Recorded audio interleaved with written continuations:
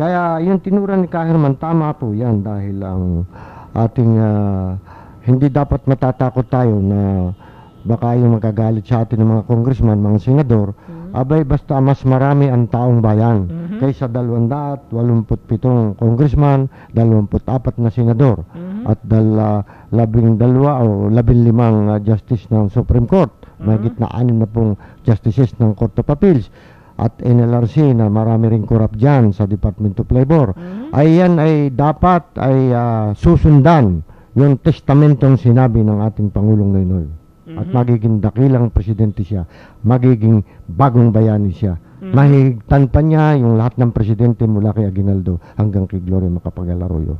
Isang paragraph lamang pwedeng masolve ang problema with his presidential action because the President of the Republic of the Philippines is more powerful. Yun sa ating kasaysayan ng Constitution, for example po, ang Constitution ng Amerika ay 7 pages lamang, 11 articles. Kaya na ang keyword ko dun yung 7-11 Tayo naman 64. Ang kapal. Ang kapal.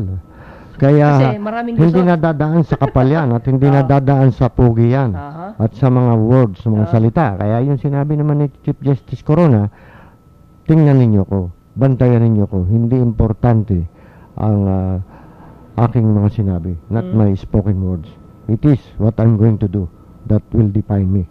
Abay, tamang-tama sa OFW, ay di sumulat na nga itong mga leader ng 2,300 na yun ang sinabi namin, na gawin niya yung para sa OFW at siya ay magiging bayani rin ng 12 milyong OFWs. Okay. Meron lang tayong text dito, Attorney, from Dennis Mohane, Good PM Saldi and Attorney Jerry Del Mundo. For me, nasa leadership by example yan. Pag matino ang leader, mahiya at matatakot maging corrupt ang mga nasasakupan niya kasi baka sipain sila. Kasi kung may power to appoint si Pinoy, may power din siya to dismiss corrupt officials at takot sila di ito tolerate ni Pinoy. Dennis Mohano. Tamang-tama yung sinabi niya. Leadership by example. Binabati po natin siya. Leadership by example. Yun naman yung nabanggit din niya sa talumpati niya, yung leadership by example. Kasi kung sino yung leader, di ba, karaniwang kwentuhan dyan, pag ikaw ay nakasakay sa kabayong may putik, mapuputikan ka, o sa kalabaw na may putik, mapuputikan ka. Ganun yan ang mangyayari sa bansa natin kung nakasakay ka sa isang stalyon na puting-puti na walang bangis, walang dumi. Ganyan din ang patakbo ng gobyerno, wala kang dumi. Dapat ang ating mga leader ay isang tabi na lang nila yung nagkakayat ng laway na mga satanas ang nasa isip at hindi yung good spirit kundi bad spirit, nagkakayat ang laway sa lust of money, lust of power, lust, yung mga pride ba, lahat ng ganyan na dapat ay tanggalin na yan dahil diyan galit ang Panginoon Diyos. Kaya tayo minsan napaparusahan ng bayan, ang may kasalanan yung mga leader. Okay, Attorney, so natutukoy natin ng isang paraan para magkaroon ng korupsyon sa hanay ng mambabatas at sa iba pang mga ahensya ng ating pamahalaan ay itong budgeting o itong pork barrel. So sa tingin mo, ano ang pinakamagandang solusyon para walang magawa ang mga mambabatas para hadlangan na matanggal ang pork barrel? Ano ang mga pamamaraan na di kaya nilang pigilan para mawala sa kanila ang pork barrel? Ang taong bayan, pwedeng kung magrarally, di ganun ang sabihin nila. At para mawala yan, ang isang mungkahin natin, ginagawa sa ibang bansa, ay susweldohan na lang sila. Meron silang bahay, sweldo, may kotse sila. Ang gobyerno ang magbibigay habang nakaupo sila sa tungkulin nila.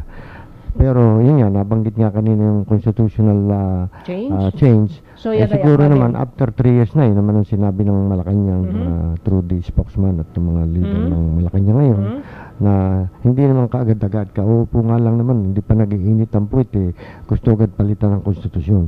Pero baka meron naman gustong umupo sa upuan, na mainitan uli ang puwit. Kaya atin munang bantayan, hintayin natin yung pangako, yung expectancy natin at yung expectation natin ay nakikita naman natin na sincero at qualified naman ang ating Pangulong Noynoy na gagawin niya alang-alang sa ating bansa, alang-alang sa kay Ninoy Aquino, father niya, at alang-alang din kay Cory Aquino. At number one, alang-alang sa Panginoon Diyos dahil yung pagiging presidente niya ay one of the greatest political miracles. Okay, parang sinasabi mo ngayon, attorney, ano, dahil sinasabi mo nga nasa taong bayan ang tunay na solusyon ng ating kinahihinatnan ngayon, no? Dahil gaya ng binanggit ni Sir Hernan kanina, no, na nakikita niya pag pumapasil siya sa mga tanggapan ng mga mambabatas, ay hindi mo rin masisisi itong mga mambabatas kung bakit sila gumagawa ng kalokohan sa kanilang kapangyarihan dahil nga sa napakaraming taong humihingi sa kanilang ng tulong na kung ang pagkukunan lang nila ng kanilang itutulong ay ang kanilang sahod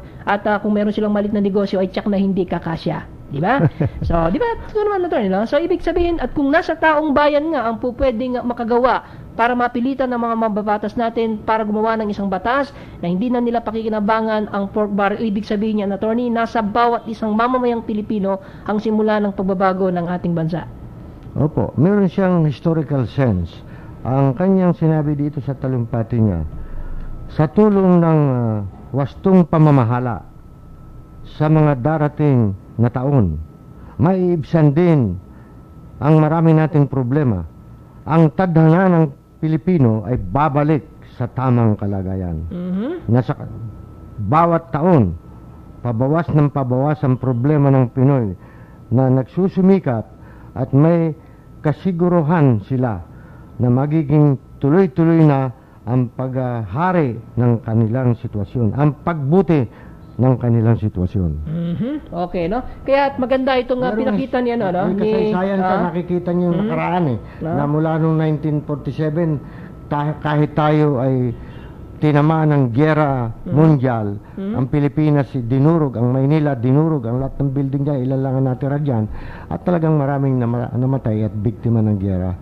Bagsak tayo noon, pero because of the resiliency and the dedication of the leaders and presidents na sunod-sunod na tatlo yun, si President Rojas, si Osmeña, and then si President Quirino, up to President Magsaysay. Yan po ang dahilan kung bakit nakikita ng ating Pangulong Noynoy yung kasaysayan. Very recent lang. Yan, no? Kaya tamang-tama, no? Dahil unang-una ang mga simpleng bagay na ginawa niya na talagang sumusunod siya sa batas trapiko ay isang indikasyon na kahit siya po ang siyang pinakamakapangyarihang politiko sa ating bansa, pinakamakapangyarihang tao sa ating bansa, ay hindi niya inilalagay ang kanyang sarili ng mas mataas sa batas. Yan po ay setting example, no? Leader setting an example. So yan sana ay maging tuloy-tuloy dahil kung magtutuloy-tuloy yan, meron siya ngayong karapatan, kapangyarihan para ipamukha sa lahat ng mga lider ng ating bansa na siya bilang pinakamakapangyarihan at pangulo ng ating bansa ay ginagawa kung ano ang sinasabi ng batas, kaya walang karapatan din ang mas mababang opisyal sa kanya na hindi sumunod sa tamang inuutos ng batas. Tama yung sinabi niyo, dadagdag ko dahil nabanggit kanina si Manny Pacquiao, ay umaasa rin siguro siya sa project niya sa pork barrel. Ay ang sabi ng ilang kaibigan natin, hindi naman nila kailangan na sumabay siya doon sa mga congressman. Isang suntok lamang niya, pwede na siyang magbigay ng project dahil milyon-milyon dolyar ang kinikita niya. Pero by example, kung masusundan niya yung sinabi ng ating Pangulo at yung ating mga discussion dito at pati yung mga nakikinig na nagsishare sa atin ang opinion nila, abay magiging leader by example yan si Manny Pacquiao. Although si Manny Ulidan, tagahanga ni Manny Pacquiao yan. Pero kung si Manny Pacquiao sasabihin niya, ni Congressman Manny Pacquiao, I am now sacrificing my pork barrel. I will not get my pork barrel. Instead, I will donate that to the Treasury of the Republic of the Philippines.